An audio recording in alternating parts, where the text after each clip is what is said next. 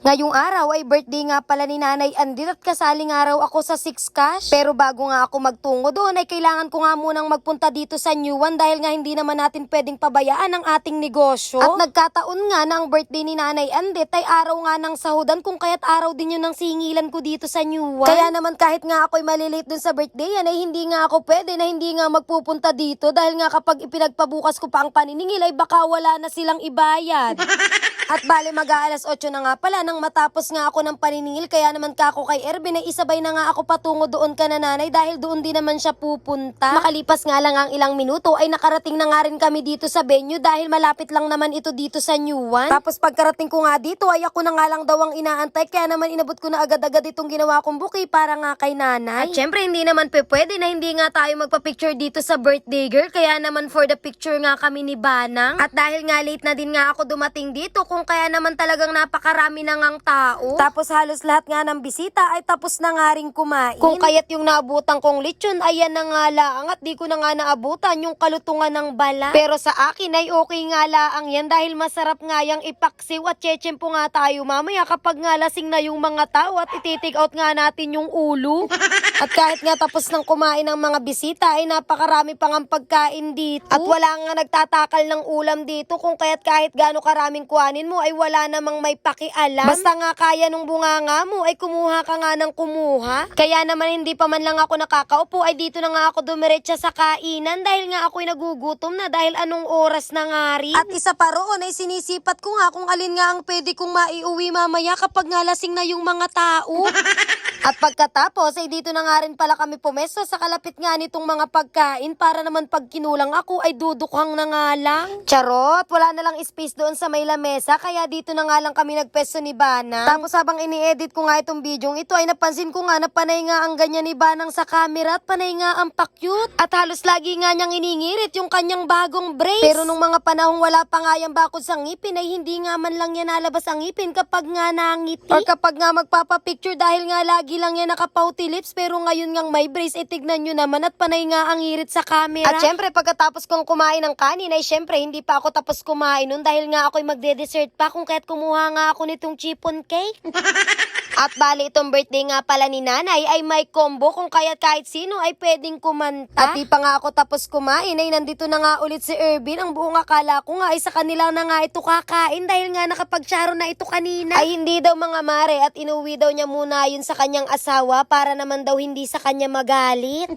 At pagkatapos ay inabutan nga pala ako nito ni JR ng souvenir nga ni nanay. At isip-isip pa nga nitong si JR kung sino nga raw yung kaibigan namin na walang tagayan at ipagtatabi nga raw niya at baka nga raw maubusan. At syempre, bago pa nga magkaubusan ay magkalasingan ay inilagay ko na nga muna sa magandang lugar itong aking isasyaro. Dahil nga pagkaalis ko ng bahay ay pinakabilin-bilin ng aking ate na dadalhan ko nga daw siya ng maha. Dahil isang beses ay natikman niya nga ang lutong maha ni nanay kaya naman dalhan ko nga raw siya dahil masarap nga daw ang luto ni nanay na maha. Tapos hindi ko nga rin talaga ito mahindian dahil nga buntis itong aking kapatid. Baka nga hindi pa mabuo kapag nga hindi ko dinalhan. Pero ang masaklap nga ay nakalimutan ko nga yung tinabi kong maha doon sa rep at hindi ko nga alam sa ngayon kung nandun pa nga. Pero noong isang araw ay tinanong ko nga kay IB kung nandoon pa nga yung maha ay nandoon pa nga raw kaso ang problema ay baka nga yun ay panis na.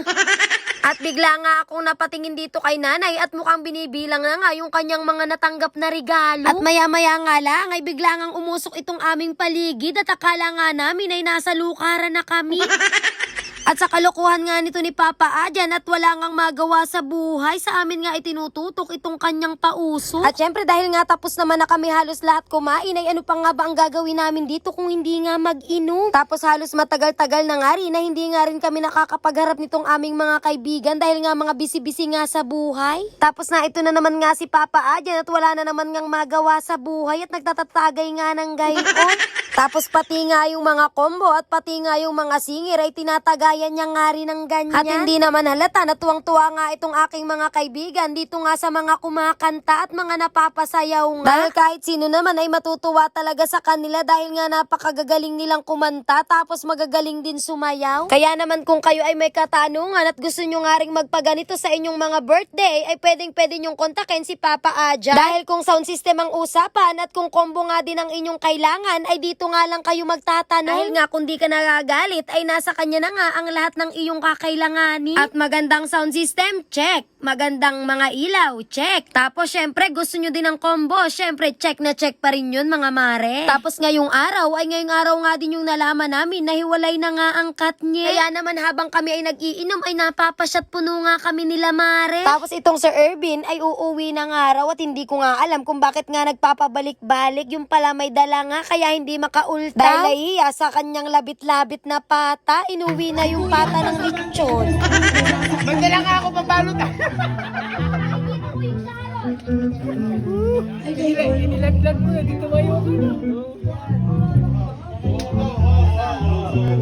Wag! Pampamilya ito! Papa, sabi tayo. Paputokin mo na yan! Wag! Pampamilya ito! Pagbuto ka sa mga putang inabata!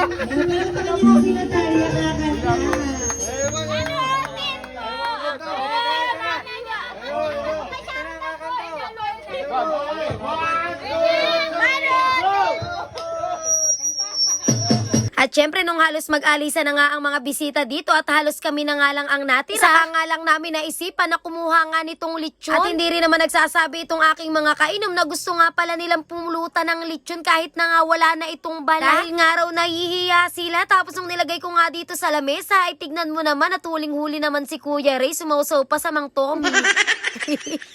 Tapos isa pa nga itong aking kumare na talaga naman nagsasabit-sabit pa sa pagsubo ng lechon. At pansinin nyo nga mga mare kung ano nga ang pare-pareha sa amin. Syempre, yung mga nguso namin dahil puno na nga ng mantika, kakakain ng lechon at pwede na nga itong pagprituhan ng itlog. At hindi na nga rin nagtagal ay nagpasya na nga rin kaming mag-uwian dahil nga pare-parehas nga kaming may mga pasok kinabukasan. At hindi na nga lang din ako magsasalita kung sino nga ang nagsharon. Dahil nga hindi ko nakita or wala nga akong ebidensya kung sino nga ang mga nagsharon kagabi. At yun lang. Bye-bye mga mare!